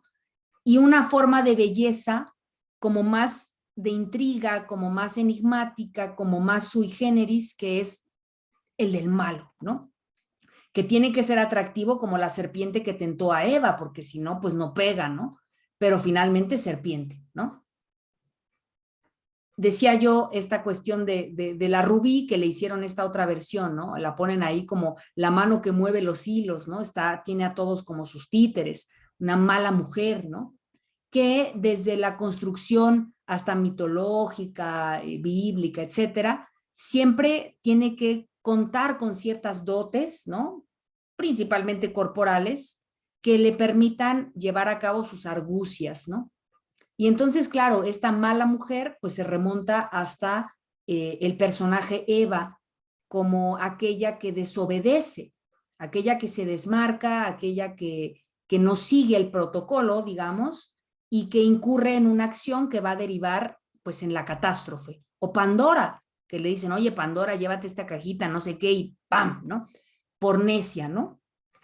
Y eso ha derivado en que sea común atribuir a la curiosidad como atributo propiamente, ¿no? Valga la redundancia, y también a la mujer como personaje, esta capacidad de inflamarlo todo, ¿no? Esta capacidad de llevar todo hacia un mal puerto, y es por eso que existen frases, ¿no? Misóginas, como estas de mujer al volante, peligro andante y cosas así, ¿no? El género tiene que ver con una cierta actitud irascible e iracunda per se, ¿no? Películas como esta de Mel Gibson, que con el tiempo resultó ser también un misógino de primera, ¿no? Lo que ellas quieren, ¿no? O sea, hasta que él empieza a escuchar los pensamientos de las mujeres, ¿no? pues era una bestia como cualquier otra, que asumía que las mujeres lo que querían en principio era él, ¿no? Y en segundo lugar, pues que todo dependía de pues, decisiones volubles, ¿no? Y entonces de ahí vienen ideas como que, ay, es que a las mujeres nadie las entiende, ¿no? ¿Cómo que no? ¿No? Y las mujeres que se han creído esa narrativa de que nadie las entiende, pues cuando están molestas, cuando están enojadas, cuando les pasa algo y la pregunta es, ¿qué tienes? Nada. ¿Cómo nada, no? Porque claro que te enseñan en la cultura, etcétera, en la familia, a anularte, ¿no? A decir, pues no, si te enojaste, si no te pareció, te aguantas, ¿no? Porque no lo puedes decir. Entonces, ahí tenemos un caso, ¿no? Otro personaje, también súper estereotípico, justo es el gigoló, que viene desde, no sé, ¿no? Este Don Juan, y de ahí para adelante, ¿no? O sea, la idea de un, hay otro término u otro nombre que viene del italiano, no me acuerdo ahora, pero bueno, que tiene que ver con este hombre que pues a todas las trae muertas, ¿no? Y claro, también este estereotipo del gigoló ha ido cambiando a lo largo del tiempo. Ahora pensemos que ya se habla hasta del sugar daddy, ¿no? Es decir, un hombre que regularmente era así, que es sumamente mayor, pero que tiene una buena posibilidad o una estabilidad económica y que se busca chicas jóvenes y que esas chicas jóvenes actualmente, según el estereotipo del sugar daddy, pues los buscan grandes porque dicen, bueno, igual pues un chamaco ahí imberbe, ¿no? O sea, sin barba, sin trabajo, sin nada, pues estará medio guapetón, pero yo lo que quiero, de nuevo, ¿no? La construcción del imaginario de la mujer interesada, pues es que me den mis lujos, que me mantengan, que etcétera, ¿no? Y entonces este gigoló pasa de ser el joven apuesto a tener otros atributos o características como la parte económica, que también se vuelven atractivas. Y si no, veamos los matrimonios de Tommy Mottola y Thalía, o de Donald Trump y Ivanka, ¿no? Ivanka creo que era su hija, no sé cómo se llama, Melania, ¿no? O sea, esto pasaba ya desde antes, pues las mujeres las casaban de 13 años con hombres de 30. No más que ahora, claro, ya le pusimos otro nombre, ¿no? Es el sugar daddy, porque pues tiene una estabilidad económica, ¿no? Que se asume como lo dulce, ¿no? De ahí el sugar, ¿no? Te va a dar placeres, te va a dar lujos, ¿no? Pero pues es un viejito, ¿no? Es un viejito. Entonces, el gigolo entonces va cambiando, no sé, pienso en las construcciones fílmicas como Marcello Mastroianni, siempre con su cigarro, ¿no? Así, un tipo Juan Ferrara en México, ¿no? En su tiempo así, que decías tú, no, es que tiene una voz, que qué onda, ¿no? Bueno, los atributos respecto de lo atractivo, lo bello, lo que es el ancla, ¿no? Lo que te jala, pues van cambiando con el paso del tiempo. Otro estereotipo común en los personajes del cine, de la literatura, etcétera, es el científico o el nerd, que tiende a ser pues siempre un poco, de nuevo, este personaje infantilizado, como que es demasiado inocente porque vive en una burbuja, no entiende chistes, no entiende albures, está como fuera del mundo y a todo te contesta con una ecuación, cosa que nadie hace, por favor, ¿no?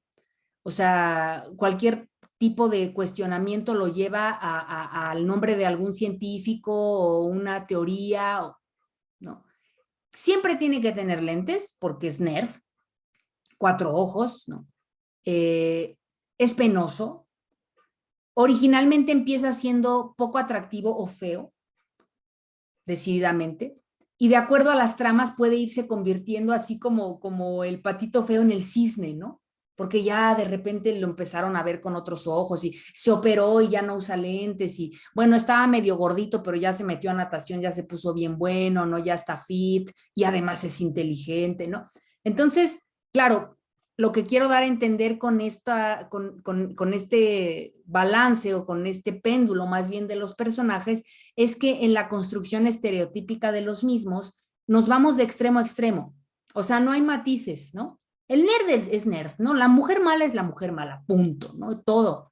Y bueno, también hay otras formas de narrativa que se vuelven complejas, que tienen un montón de matices y otras formas también de relato que en el tiempo actual le están apostando más bien a poner, digamos, como de manifiesto que aquello que uno pretende imaginar como el resultado del relato no es lo que va a ocurrir al final. Tenemos siempre, por causa justamente de esta visión estereotípica del mundo, una expectativa o pensamos que las cosas se van a desarrollar de tal o cual forma, pero después resultan ser otra. Esto es algo a lo que se ha apostado pues, en últimas formas de construcción de las narrativas, o también de ir de atrás para adelante. Por ejemplo, pienso en estas películas, una que creo que la dirigió Gael García Bernal, que ni la vi, pero me parecía interesante por varias cosas. Se llamaba Viejos, ¿no? Esta cosa que están como en una isla y que de repente pasa un segundo y están todo el mundo arrugados y, o sea, el juego con el tiempo, el paso del tiempo y el miedo, no solo a la muerte, el miedo a envejecer, literal, que es algo de lo que vamos a hablar. Porque tenemos una idea muy mala de la vejez, ¿no? La juventud, uy, no, es divino tesoro, ¿no? O sea, el miedo era envejecer, era una película de terror. Y yo decía, qué fuerte y qué grave que se esté difundiendo una idea así de la vejez, porque para allá vamos. O sea, ¿por qué te educan con miedo, ¿no? A pasar por ese trance. En fin, ahora hay una con esta Verónica Castro, creo, y Natalia Dupeirón que le están anunciando, que se llama Cuando sea joven, y se parte justamente de la idea de al revés, ¿no? O sea, una persona adulta mayor, que se proyecta más bien como en el tiempo inverso hacia su juventud. O estas películas tan famosas como Quiero tener 30, ¿no? O Quisiera tener 30. O sea, esta idea de que tan difundida estuvo en las revistas, por ejemplo, ¿no? Para mujeres, la Vogue y no sé qué, los 40, ¿no? Los años de la mujer. O sea, y que antes era yo un perro, ¿qué, no? O sea, ¿cómo que los 40 los años de la mujer, ¿no? O sea, como esta idea tan sistemática de decir, esta es la etapa, ¿no? La etapa del vigor en el hombre. O sea, ¿cómo, no? ¿De qué depende eso, no? De que me lo diga una revista. Y claro, son construcciones, ¿no? Son construcciones que nos van justo marcando estereotipo. Entonces, claro, si a tus 30, como decía la película, no eres joven, bella y exitosa, pues escóndete, ¿no? Porque así peor que el bicho de la metamorfosis de Franz Kafka, ¿no? O sea, has fracasado. Y pues no, creo ese tipo de cosas, ese tipo de relatos también se están tratando de transformar, ¿no? Cambiar esta relación expectativa-realidad de otra manera, ¿no? ¿Por qué? Porque al final del día, en los relatos en los que recibimos, pero también en los que contamos, en la manera en los que los recibimos también, es una cuestión de perspectiva, de desde dónde te estás situando y de la capacidad que tienes de hacer conciencia de ese punto desde el que te estás situando. Aquí, pues la jirafa está muy contenta haciendo el cuadro y el león yo creo que supone que va a salir su bella cara y su bella nariz y sus ojotes, y no, lo que la jirafa alcanza a ver es otra cosa. Y entonces eso es lo que te va a contar, ¿sí? Y eso pasa siempre, la perspectiva está y nos lleva entonces a una construcción múltiple de una misma historia, de una misma vivencia. Cada quien lo va a experimentar de una forma diferente. Un ejemplo de esto podría ser un viaje compartido en el que se pida a todos y todas las viajeras llevar un diario, y si al final leyéramos todos los diarios, veríamos que para algunas personas fue una experiencia maravillosa, ¿no? Y la playa y el atardecer, y no hubo, o sea, no faltó más bien la que terminó toda picoteada de moscos, ¿no? Entonces fue horrible porque después no pudo dormir, o sea, entonces, ¿quién tiene la razón, no? La que nos habla del atardecer fantástico y maravilloso, o la que nos dice esa playa es asquerosa, no regreso, ¿no? Depende de la vivencia que tuvo cada ser, cada persona. Y entonces, bueno, un poco regresando tanto al video como a esto que estoy compartiendo con ustedes, tendríamos en las narrativas personajes que asumimos como principales y secundarios, que de nuevo son adjetivaciones o caracterizaciones pues muy planas, muy párvulas, ¿no? Porque esto va cambiando, ¿no? O sea, principal y secundario depende del énfasis. Los llamados complementarios, que son como los satélites. Tenemos al narrador, que a veces también es personaje. El yo, que a veces es el narrador, pero no siempre. A veces es personaje. A veces es complementario, a veces, etcétera. Y de manera general la idea de lo protagónico contra lo antagónico, ¿no? Los personajes pueden ser fantásticos, que en realidad todos lo son, ¿no?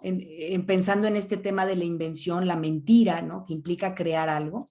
Pero de manera, pues, muy general, cuando se piensa en personajes fantásticos, como nos remitimos a hadas, duendes, ogros, magos, ¿no? Personajes realistas, es decir, que están basados en la experiencia de seres, pues, cotidianos, que dependen, ¿no? Porque aquí, por ejemplo, ponen princesas, campesinos, personajes de la vida cotidiana, que han inspirado también géneros como la llamada historia desde abajo, ¿no? Porque la mitificación del personaje histórico lo hace fantástico, ¿no? Juárez pudo haber peleado con una espada de rayo láser y ganar contra Maximiliano, ¿no? Porque ese es el relato que tenemos. No lo hizo porque murió, ¿no? Pero Maximiliano lo mandó matar, ¿no? Pero hubiera ganado. Entonces, estos personajes fantásticos son míticos, son arquetípicos, son modelos. La historia cultural desde abajo lo que dice es, bueno, y mientras Juárez andaba ahí, ¿no? Huyendo con la presidencia de la República en un carruaje, ¿qué pasaba con las poblaciones rurales de México? ¿Cómo estaban viviendo el 19 o qué, no sé qué? Y entonces, claro, se empieza a construir otra versión u otras versiones de la historia desde perspectivas que no son en las que normalmente se han apostado todos los reflectores, ¿no? Los personajes siempre van a construirse entonces en función de una selección de atributos o cualidades. Y esto es importante para la tarea, así que pongan atención. Atributos o cualidades, características que consideramos que son esenciales en el personaje y que derivan en ciertas formas de accionar, en ciertos comportamientos que hacen que entonces así se estructuren los llamados tipos de personalidad, ¿no? Es decir, cómo esos atributos o esas cualidades le dan ciertos rasgos al personaje. Por ejemplo, puede ser un hombre de avanzada edad, un hombre viejo, pero que es muy osado, ¿no? Que es atrevido, que es valiente. Y entonces adquiere como ciertos rasgos de juventud en su ser. ¿Por qué? Porque hemos asociado esta etapa de la vida con el descubrimiento, con la locura, con la experimentación, ¿no? Entonces, de los atributos, rasgos o cualidades emerge este abanico de tipología de los personajes, que se va transformando también esta cuestión de su ser o de su personalidad, la personalidad del personaje, se va transformando en función de los momentos de la narrativa. Esta narrativa va a ser siempre una forma organizada de transmitir el pensamiento para comunicar una experiencia, un deseo, una memoria, un anhelo, ¿no? Una pesadilla, un miedo. Y normalmente, porque también esto ha variado, la narrativa inicia en un punto en el que pues casi todo se presenta, desde los personajes, el escenario, esto es muy de la novela decimonónica, como que te ponen todas las fichas en el tablero y te dicen, ¿no? El alfil se mueve así, los peones avanzan así, no sé qué, y esto es blanco con negro, ¿no? Aquí está el punto de partida. Y después la cosa se va a ir complicando, ¿no? Porque entonces ya vamos a ir moviendo las piezas y llegamos al nudo, el clímax o el conflicto, en donde todo esto que estaba armónico y era hace una vez un día en una pradera, se convierte en... Empezó un incendio en el bosque, ¿no? Y ahí está Bambi corriendo y pierde a su madre, ¿no? De todo era felicidad y Bambi queda huérfano. Ah, entonces ahí ya estamos en el nudo. Y del nudo, pues acontecen otras cosas que se van narrando para llevarnos al desenlace o la situación final, que puede ser positiva o negativa de acuerdo al género, y que a veces no es desenlace, ¿no? O sea, como varios de los cuentos que leíamos en espacios literarios, ¿no? Y entonces abrí los ojos para mirar, decía Borges, y te quedas, ¿y qué, no? ¿Y qué vio, no? ¿Y cómo era el animal? El desenlace a veces no está marcado, no es claro, te lo dejan a la imaginación. En tanto espectador, en tanto lector, etcétera, te permiten poner de tu cosecha según la narrativa, ¿no? Cómo se va construyendo. Y bueno, ya para cerrar esta primera sesión, que es introductoria sobre los personajes, voy a poner 3 casos de estos personajes y sus devenires históricos.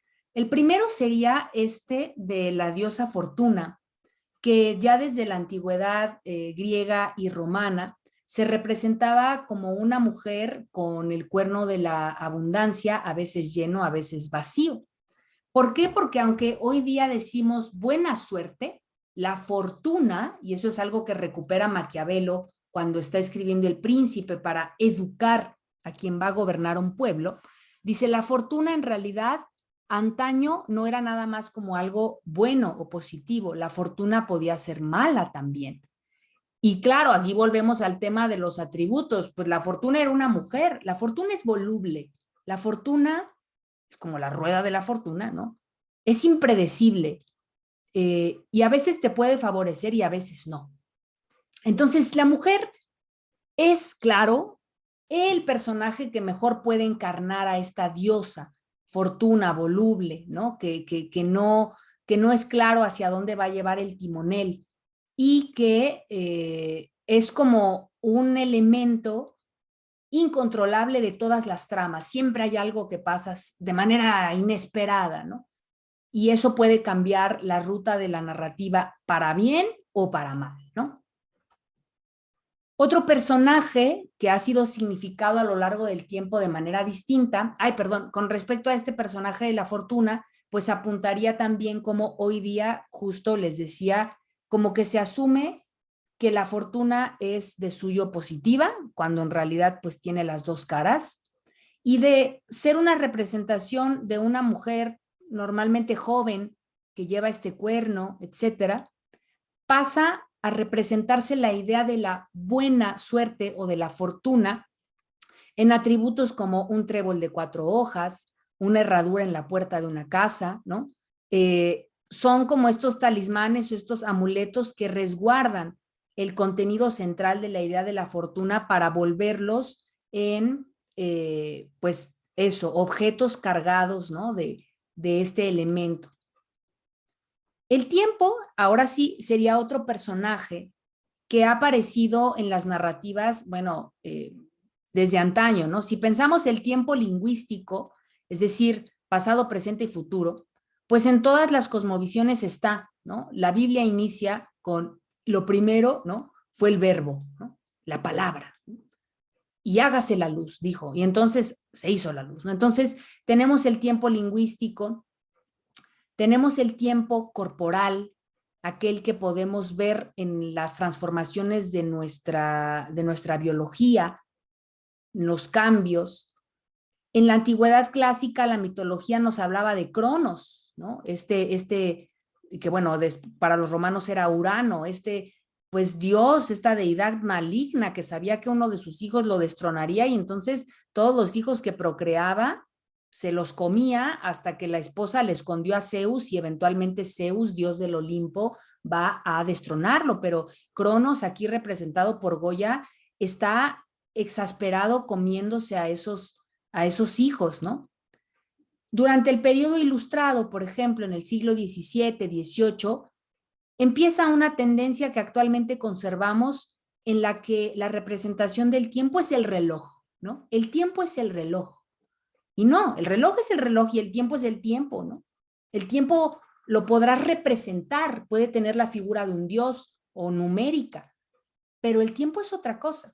Sin embargo, en la ilustración se nos enseña y se divulga la idea de un tiempo organizado, y entonces empieza, claro, con finalidades pues de organización social y económica, a distribuir el uso del tiempo, el valor del tiempo, un tiempo de trabajo, tenemos una jornada de trabajo, el tiempo del ocio, el tiempo del descanso, y entonces lo que antes era visto de una forma más orgánica, por ejemplo, a partir de los ciclos primavera, verano, otoño, invierno, se convierte en un calendario ritual, un calendario laboral, un calendario escolar, y se convierte en estos dispositivos que son como grilletes con los que vamos corriendo todo el tiempo. Es que tengo clase a esta hora, es que tengo que hacer esto, es que ya me van a cerrar el banco, es que el niño sale hasta no sé qué, es que ya es tarde, es que ya es temprano. Y entonces el reloj se vuelve como un nuevo esclavo, una nueva forma de esclavizar, mejor dicho, ¿no? A las sociedades, porque nos marcan estas jornadas. Y el último personaje es justamente este que se ha analizado mucho desde la sociología, el famosísimo Teatrum Mundi, que emula, claro, estos teatros romanos, griegos, donde surge la tragedia y la comedia, en los que justo una ficción, una mentira, una narrativa fantástica, inexistente pero verosímil, tiene lugar, como las naumaquias en el Coliseo, ¿no? Cuando se dice que inundaban el Coliseo para representar el mar y las batallas, y como los bestiarios en la Edad Media. Es contar algo y hacer de todos los participantes de esa historia personajes. En los teatros, hablaba yo de los mimos, etcétera, o pensemos en el teatro kabuki en Oriente, etcétera, los teatros de títeres, los de sombras. Normalmente los personajes están enmascarados, exageran, dubitan, etcétera, y construyen de una manera pues muy arquetípica un cierto carácter, un cierto rol. Sin embargo, desde la sociología se ha dicho que en realidad este Teatrum Mundi es el cotidiano para todas las personas, porque si bien la idea del personaje viene desde la noción teatral, ¿no? Como alguien que se comporta de modo ficticio, que adopta un estilo o una pose que se sobrepone a su verdadera personalidad. Su atributo principal del personaje es entonces la falsedad, como algo que adopta, como la máscara. Y esta cuestión del personaje que podemos identificar de forma muy clara en una novela, en una película, en una obra de teatro, en realidad nos acompaña todos los días porque todos y todas somos no solo personas, sino también personajes. ¿Por qué? Porque en la esfera pública, en el colectivo social, nos construimos ante la mirada de las demás personas de un modo particular y específico. Yo no me comporto de la misma manera en mi casa, en chanclas un domingo, que ahorita, o que con mis estudiantes en la UNAM, o que en una reunión de trabajo, o que en una fiesta un sábado en la tarde. Es lo que hablaba Sofía de los yoes. Somos poliédricos. La construcción entonces de la identidad personal y colectiva está siempre en tensión con lo ajeno. Siempre nos significamos y nos resignificamos con relación a lo otro o lo que nos parece distinto. Y con base en esa diferencia, pues afirmamos lo propio. No, así no soy yo, o eso no me gusta. Luego entonces hay algo distinto a eso que sí me gusta o con lo que sí me identifico, ¿no? Entonces, este Teatrum Mundi que nos parece ahí como el escenario de las artes y las letras y no sé qué y tal, en realidad es la vida cotidiana, ¿no? Es este famoso, ya, o sea, siempre estoy recordándome de refranes, ¿no? El farol de su casa, el farol de la calle, oscuridad de su casa, ¿no? Cómo somos en diferentes lugares y por qué somos de esa manera, cuáles son las exigencias sociales, los miedos que nos llevan a comportarnos o adoptar ciertas actitudes defensivas, agresivas, etc. Entonces, la introducción de este curso justo tenía este propósito de reflexionar sobre el carácter de los personajes y vamos a ir siguiéndoles la pista a diferentes casos de estudio. Vamos a empezar pues por el principio, es decir, el yo, ¿no? El yo como un personaje. Entonces, para la siguiente semana, todavía no tenemos lectura asignada, ni mucho menos, pero sí se va a quedar asignada una tarea, que es que ustedes, como el personaje central de su propio relato de vida, efectivamente, escriban muy brevemente, bueno, estas son tres palabras, entonces no pueden ser muy largas, a menos que sean, no sé, ¿no? Parangaricutirimícuaro, ¿no? Eso sería muy, muy largo. Pues no.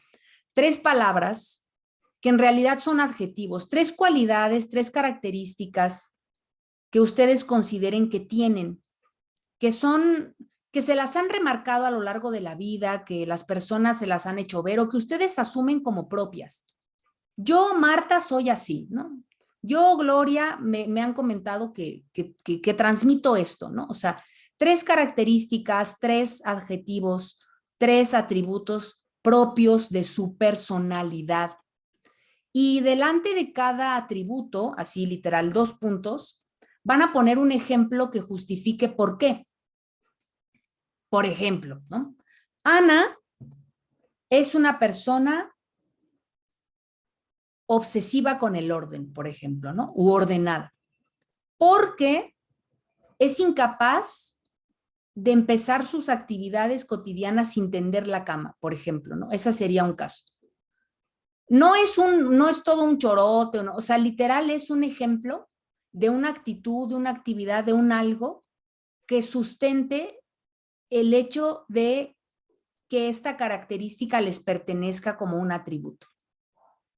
¿Sí? 3 atributos, 3 adjetivos, 3 características y una frase literal que sea ejemplificadora de por qué ese atributo, esa característica les es propia. ¿Vale?